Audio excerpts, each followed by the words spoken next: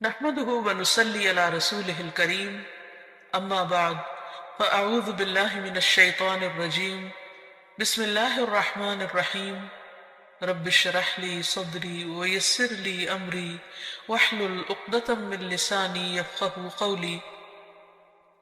السلام علیکم ورحمۃ اللہ وبرکاتہ. ناظرین، پروگرام دعا کیجئے کے ساتھ آپ کی خدمت میں حاضر ہیں. آج ہم انشاءاللہ دل کی سلامتی کے لیے دعائیں آپ کے ساتھ شیئر کریں گے، کیونکہ دل ہی تو سب کچھ ہے. اگر دل درست ہوا تو سب کچھ درست ہو جائے گا، اور اگر دل بگڑ گیا تو ہر چیز بگڑ جائے گی. دنیا اور آخرت دونوں کی کامیابی کا انحصار دل کی سلامتی پر ہے. دل ہی زندگی کی بنیاد ہے. دل نہ رہے، دل کام نہ کرے تو انسان زندہ نہیں رہ سکتا. اسی طرح انسان کی اخلاقی، روحانی، ایمانی صحت کا انحصار بھی دل کی سلامتی پر ہے. تو ہمیں اس سلسلے میں کوشش کے ساتھ ساتھ اللہ سبحانہ وتعالیٰ سے دعا بھی کرنی چاہیے. دعائیں تو آپ کو بعد میں بتائیں گے. سب سے پہلے خود دعا مانگنے کی اہمیت. رسول اللہ صلی اللہ علیہ وسلم نے ابن عباس سے فرمایا تھا کہ اے بیٹے، اذا سألت فاسأل اللہ، جب تم سوال کرو تو اللہ ہی سے کرو. وَإِذَا اسْتَعَنْتَ فَاسْتَعِنْ بِاللَّهِ، اور اگر تم مدد مانگو تو اللہ ہی سے مدد مانگو. یعنی ہر معاملے میں اپنے رب کے سامنے ہاتھ پھیلاؤ، اسی سے توقع رکھو، اسی پر توکل کرو اور اس سے مانگتے رہو، کیونکہ مانگنا اس کو پسند ہے. وہ مانگنے والوں سے، یعنی اللہ سے جو مانگتے ہیں ان سے وہ محبت کرتا ہے، اور اللہ کے سوا کسی اور کو نہیں پکارنا چاہیے. اس سلسلے میں قرآن مجید میں آتا ہے ان الذین تدعون من دون اللہ عباد امثالکم فادعوہم فلیستجیبوا لکم ان کنتم صادقین. جن لوگوں کو تم اللہ کے سوا پکارتے ہو وہ تو تمہاری ہی طرح کے بندے ہیں، یعنی ان سے مانگتے ہو، انسانوں سے مانگتے ہو. اگر تم اپنے دعوے میں سچے ہو تو ضروری ہے کہ جب تم انہیں پکارو تو وہ تمہیں اس کا جواب دیں. خصوصاً مرے ہوئے لوگوں کو اگر پکارا جائے تو وہ ہماری پکار کہاں سے سن سکتے ہیں؟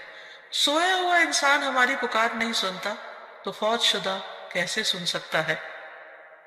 اسی لیے قرآن مجید میں اللہ کے سوا کسی اور سے مانگنے سے، دعا کرنے سے منع کر دیا گیا. فرمایا فَلَا تَدْعُ مَعَ اللَّهِ إِلَٰهًا آخَرَ فَتَكُونَ مِنَ الْمُعَذَّبِينَ. بس اللہ کے ساتھ کسی اور کو الہ نہ پکاریے. یعنی الہ وہ ہوتا ہے جس کے پاس انسان اپنی حاجات لے کر جاتا ہے، جس سے دعا کرتا ہے، جس کے آگے سجدہ کرتا ہے، جس کے نام پر قربانی کرتا ہے، جس کو خوش کرنے کے لیے سارے کام کرتا ہے، بھاگ دوڑ کرتا ہے. تو اللہ کے ساتھ کسی اور کو الہ نہ پکاریے، ورنہ آپ بھی سزا پانے والوں میں سے ہو جائیں گے. یعنی اللہ سبحانہ وتعالیٰ کسی صورت میں بھی شرک کو پسند نہیں فرماتے. اور پھر یہ بھی یاد رکھیے کہ دعا کرنے سے پہلے اللہ سبحانہ وتعالیٰ کی حمد و ثنا ضروری ہے. لا الہ الا اللہ وحدہ لا شریک لہ لہ الملک ولہ الحمد وہو علی کل شیء قدیر. اس کلمے کو پڑھیے یا کوئی اور حمد و ثنا کے الفاظ جو بھی آپ کی چوائس کے ہوں، کیونکہ حمد و ثنا تو اصل میں اللہ کی محبت کے ساتھ ہی آتی ہے. جتنی محبت زیادہ ہوگی اتنی خوشی کے ساتھ آپ اللہ کی تعریف کریں گے. پھر اسی طرح درود شریف پڑھنا نہیں بھولیے. درود شریف پڑھنے سے 10 رحمتیں آتی ہیں، دعائیں قبول ہوتی ہیں. اور پھر یہ کہ دین اور دنیا کی ہر بھلائی اللہ تعالیٰ ہی سے مانگیے.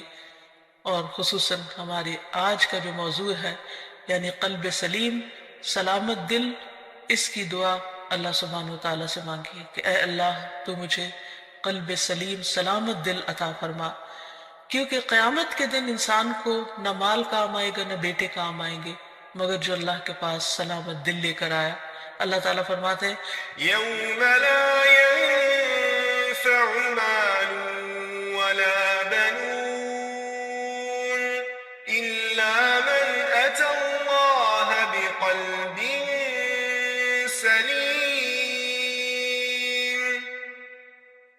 جس دن مال اور بیٹے کام نہیں آئیں گے مگر وہ جو اللہ کے پاس سلامت دل لے کر آیا.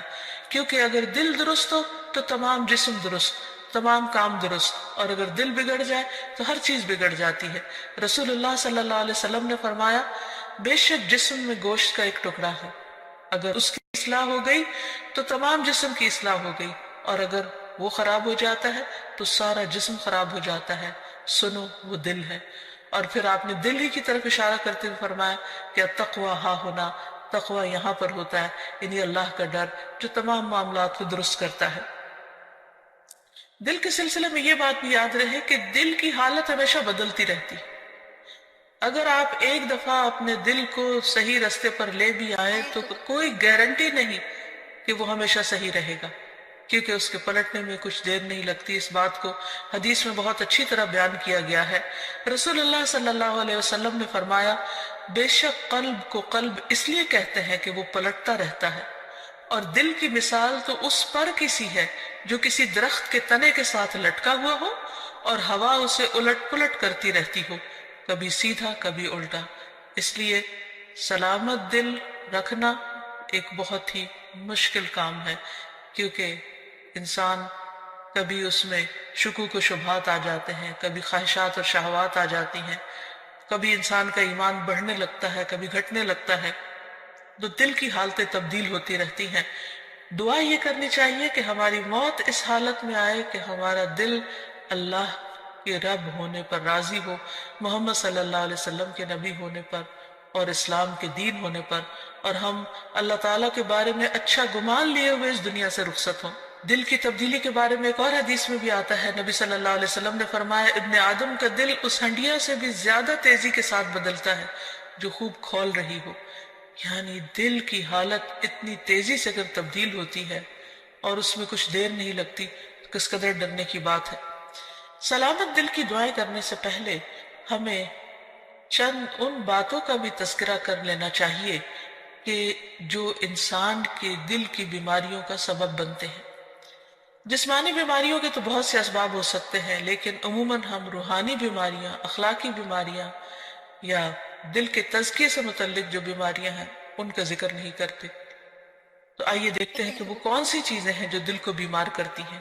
اس میں ایمان کے بعد کفر، ناشکری، یہ دل کی بیماری کا سبب بنتی ہے. پھر اسی طرح اللہ سبحانہ تعالیٰ سے زیادہ اوروں کا خوف، یعنی اللہ تعالیٰ اس بات کا حقدار ہے کہ سب سے زیادہ ہم اس سے ڈریں.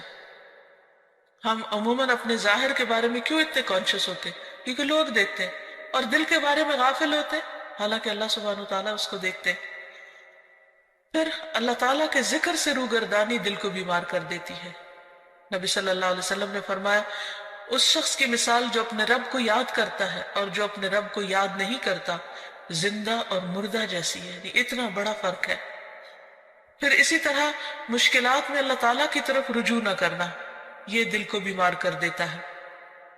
نمازیں چھوڑنا، خصوصاً جمعہ چھوڑ دینا، فرائض سے پیچھے رہنا. نبی صلی اللہ علیہ وسلم